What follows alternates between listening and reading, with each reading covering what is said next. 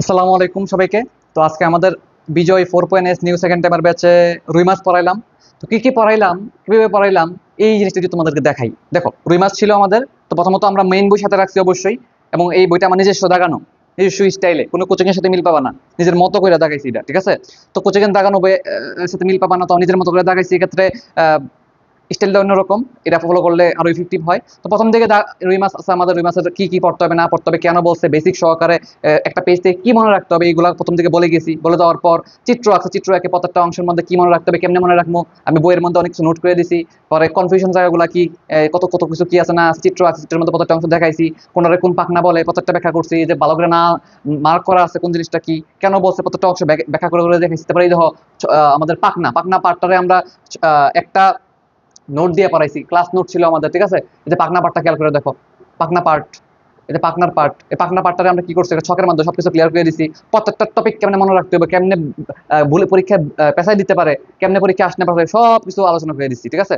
এরপরে আসো, এরপরে আমাদের প্রত্যেকটা যে ডিশের মধ্যে দেখো, এরপরে কি আছে, পাখনা, পাখনার পরে আইস, আইস আছে, লেজ আছে, কোনটা কি মনে রাখতে হবে। আইসের মধ্যে প্রত্যেকটা টপিক, ডার্মাল স্তর কাকে বলে, কেমনে উৎপন্ন হয়েছে, এবং আইস কেমনে চিত্র একে বুঝাইছি। দেখো আইসের যে চিত্র দেখো, খেয়াল করে দেখো তোমরা, এই যে চিত্র আছে আইসের, এই যে মেজর মাইনর কাপ ব্যাখ্যা করে বুঝাইছি, চিত্র আঁকা বুঝাইছি। এরপর দেখো তোমাদের এই যে প্রত্যেকটা অংশ ডার্মাল প্যাকেট কাকে বলে বুঝাইছি। তারপর এই যে আইসের প্রত্যেকটা অংশ কাকে বলে, কেমনে বলে, কেন বলছে, সবগুলো জিনিস বুঝাইছি। এবার হৃৎপিণ্ড, হৃৎপিণ্ড পার্টটা দেখো আমাদের সিরিয়ালে, আইসের পরপরই হৃৎপিণ্ড শুরু হয়েছে, রক্ত সম্পর্ক রয়েছে, কি মনে রাখতে হবে, কি ভুল হইতে পারে, হৃৎপিণ্ডের প্রত্যেকটা পার্ট চিত্র আঁকে বুঝাইছি। দেখো চিত্র দেখো, চিত্র দেখে বুঝাইছি। তারপরে এই যে দেখো, এরপরে ধমনীতন্ত্র, শিরাতন্ত্র, কিংবা অনেক ম্যাক্সিমাম স্টুডেন্ট বোঝে না, এই জিনিসটা পড়াইছি, ঠিক আছে? এরপর দেখো এই যে হৃৎপিণ্ডের প্রত্যেকটা অংশ থেকে কেমনে প্রশ্ন আসবে, কেমনে পরীক্ষা ভুল হইতে পারে, বা কেমনে তুমি সহজভাবে মনে রাখতে পারো, সবগুলো জিনিস বুঝাইছি। প্রত্যেকটা কপাটিকা কেমনে, ধমনী কোন তন্ত্র, শিরাতন্ত্র, এই যে চিত্রগুলা প্রত্যেকটা জিনিস। তারপরে এই জায়গাটা মোস্ট ইম্পর্টেন্ট, কেমনে মনে রাখবো, ঠিক আছে? সবগুলো জিনিস পড়াইছি। তারপরে চিত্র আঁকলাম, দেখো ধমনীতন্ত্র, শিরাতন্ত্র, সিম্পল একটা চিত্র, যে চিত্র দিয়ে সবকিছু বোঝা যায়, সবগুলো জিনিস পড়াইছি। এরপর দেখো, এরপরে তোমাদের এই যে পটকা, পটকা টপিকটা, পটকা টপিকটা প্রত্যেকটা জিনিস একটা চিত্রের মধ্যে পটকা সব সব ক্লিয়ার করে দিছি। মানে একটা চিত্র আঁকছি, পটকা রিলেটেড সকল তথ্য একটা পটকার মধ্যে সব শেষ, একটা চিত্রের মধ্যে সব শেষ করে ফেলছি, বুঝে বুঝে শেষ করছি, মনে রাখছি, তাই না? আচ্ছা, এরপরে তোমার দেখো এই যে সবগুলো জিনিস এখন স্টুডেন্টরা সবকিছু পারবে, এবং অন্যান্য অধ্যায়ের সাথে যে কোরিলেশন করে পড়া, ওগুলো মিলিয়ে দিছি। মিলে যাওয়ার পরে যে সবগুলো জিনিস আছে, সব ওকে, সবকিছু কি কনফিউশন হইতে পারে না হইতে পারে সব পড়াইছি, পটকা রিলেটেড সব পড়াই দিছি। এখানে অনেকগুলো সংখ্যা আছে, ফুলকা জোড়া কয়টা, তারপরে ফুলকার কি বলে, এগুলোকে কি বলে জানে? হ্যাঁ, ফুলকা রেখার কোনটা, ফুলকা, ফুলকা আর্চ, ফুলকা ছিদ্র, ফুলকা ফুলকা, তারপরে হচ্ছে ফুলকা রেখার, ফুলকা ফিলামেন্ট, সবগুলো তো কথার মধ্যে কোনটা কাকে বলে, কি বলে, এবং সংখ্যা কত, সবগুলো জিনিস ক্লিয়ার করে দিচ্ছি।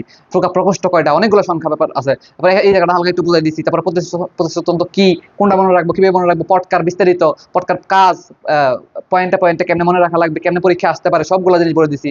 এরপর তোমার চলে আসে যে এই জায়গাটা আমি একটা পেজের মতো শখ দিয়ে সব পড়াই দিচ্ছি। দেখো নোটটা খেয়াল করো, দেখো যেমন আমার কাছে নোটটা যদি একটু খেয়াল করো, দেখো এই যে নোট খেয়াল করো, যে এই ছক, এই এখানে তোমার সবগুলো কথা কেমনে পরীক্ষা আসতে পারে, প্রত্যেকটা মানে কোশ্চেন প্যাটার্ন অনুযায়ী সবগুলো সাজাই দিছি। দেখো এখান থেকে যে কোনো একটা কোশ্চেন কমেন্টস করে যেতে পারে, যারা ভিডিওটা দেখতেছো তারা স্ক্রিনশট নিয়ে রাখো, ঠিক আছে?